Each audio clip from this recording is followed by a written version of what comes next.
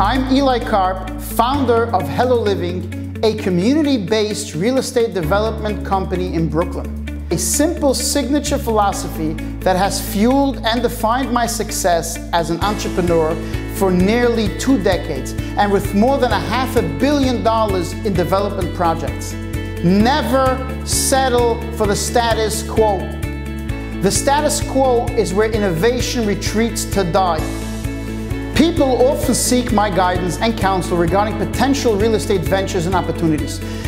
There is no easy money in real estate. It takes the unwavering strength and perseverance of hardened steel and concrete to forge success in this business. I only design units that I could actually see myself living in. I'm Eli Karp, and this is my blueprint.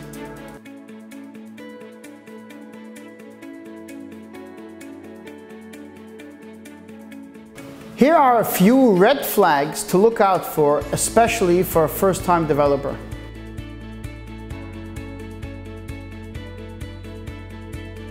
E designation indicates the presence of hazardous material such as leaking underground tanks, chemicals, and gasoline spills, and sometimes even noise.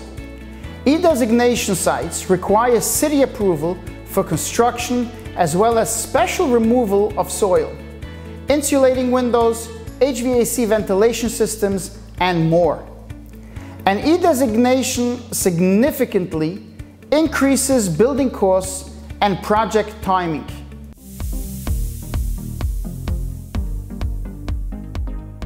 New York has strict rules about the removal of asbestos, which can only be done by certified professionals. The cost for this type of specialized work can vary and escalate significantly. Before demolition, you must hire a licensed asbestos testing agency, as many older structures contain asbestos in either the roof, tiles, or insulation. When hiring an asbestos abatement contractor, make sure they provide a copy of their license, which you can then verify online, as well as the certification of every employee on your site. If your abatement contractor incurs any violations during the removal process, the property owner will also be issued an identical violation, even if you're not directly at fault, which will result in hefty fines and penalties. Be sure to check online for any ECB, DOB, and DEP violations issued to your property prior to releasing final payment to your abatement contractor.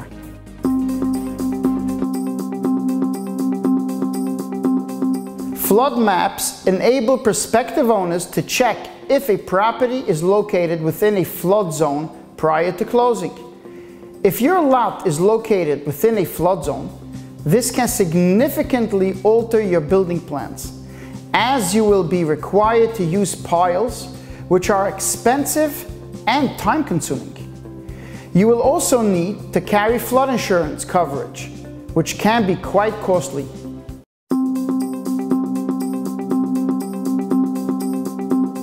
Some properties are designated as landmark status.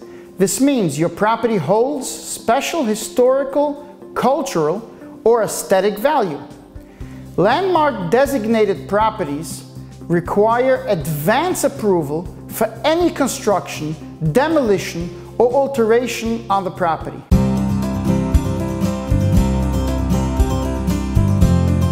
Of course, you want to be close to mass transit, which will increase the accessibility and attractiveness of your building.